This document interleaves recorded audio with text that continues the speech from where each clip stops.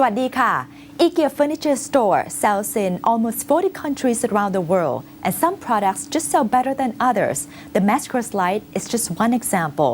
I talked to both the product developer and the designer of this light about their success, about their working process.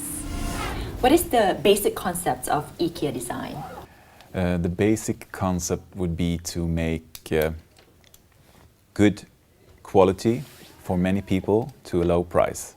And they must be simple as well, right? Yeah, functional and very obvious for the customer how to use it and to be able to use it for a long amount of time. Is simplicity something very Swedish? Yes, I would say that it's something Scandinavian, and the heritage from that is that Swedish and Scandinavian people lived a long time ago, like 100 years ago or 150 years ago. There was a really rough situation here, trying to live in half year with the minus degrees and very dark and no possibilities to get the food. So everything has to happen in the spring and the summer. Mm-hmm. So you have to be very efficient and focused on getting all the things done for the winter.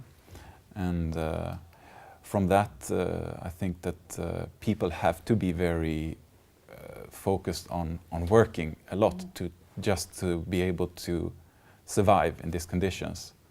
And that has driven the development of tools that would help you to be more efficient, farming and so on.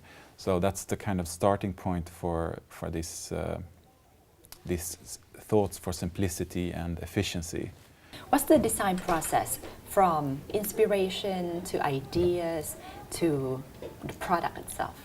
The process is starting from the different business areas, like its lighting department, for example.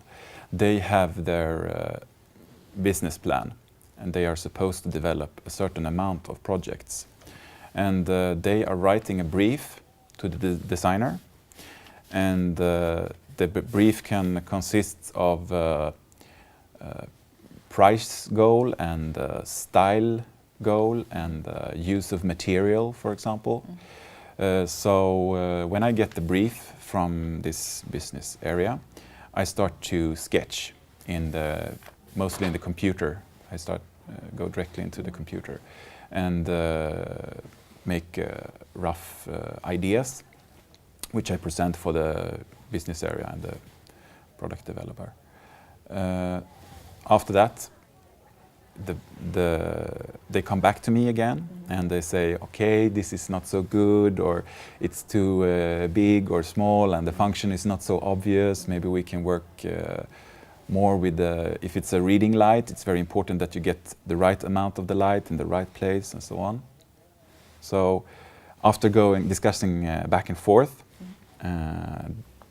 they decide that they want to go further with the project, and then they contact the supplier, and the supplier is making a prototype, and then we are looking at the prototype, and after looking at the prototype, then they can say, okay, this is approved.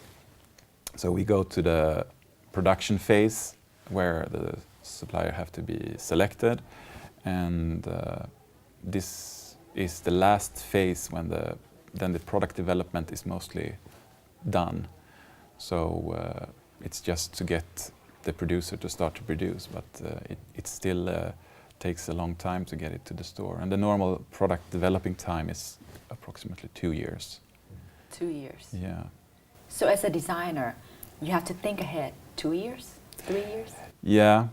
In IKEA, we used to say that we try not to work with trends. We try to work to see in a longer perspective and not be so...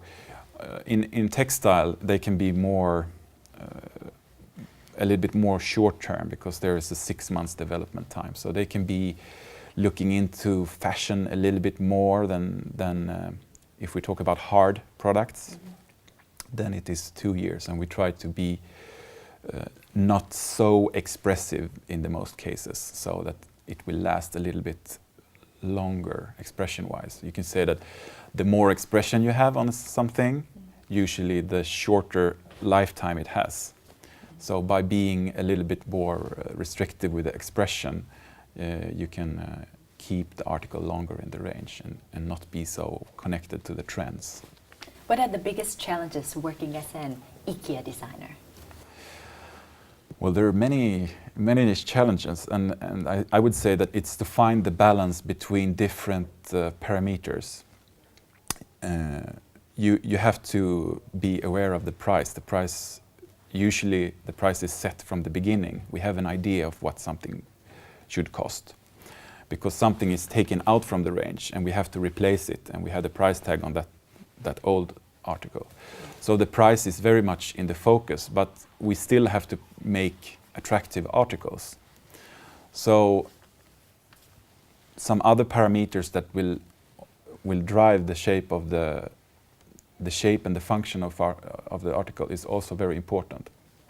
And sustainability, for example, maybe we want to have the goal is to have as much as separable materials as possible, so that you can separate plastic and metal. So in the end of life, the article can be recycled. And child safety, for example, you have to consider that no small parts get loose and can get stuck in children's throats. So there is a heavy testing of all the articles, and all the articles have different testing phases, but IKEA has developed tests for all the articles that we produce. So.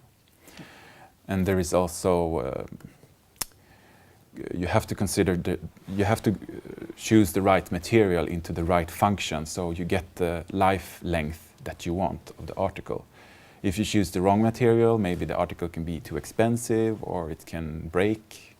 So it's about finding the right balance of different parameters to get the right price to the right article, so people want to buy it. Do you also consider environmental impacts on the way you design?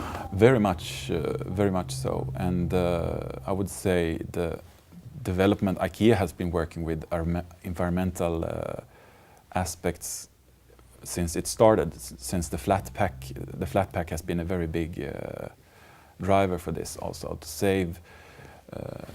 save volume in transportation. But we are also, as I said before, we're looking into try to keep material separable and try to choose the right material for the right function to get as long life length as possible.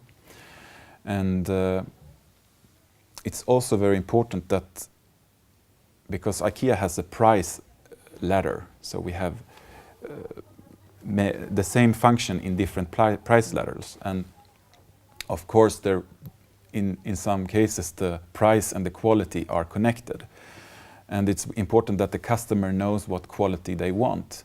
If it's a professional chef that is looking for this ladle for frying pan, is going to fry every day, so it's very important that he get the top quality. So maybe you have to look in the upper range. If you cook once a month at home, maybe you don't have to buy the most expensive ladle. So it's important also for the customer that they know what they want when they come to the store, and then we can help them to guide them to the right price, quality and style that they want.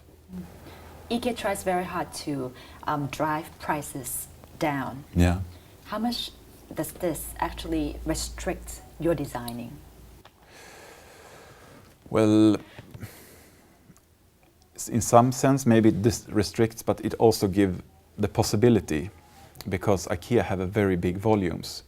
And by volume you can gain a lot of efficiency aspects. So I would say as it's a balance there also. You cannot, if you drive the price too much, maybe the function will lack or the quality will lack. So, and if the price is too high, maybe you will have a problem to sell it, even if the function is very good.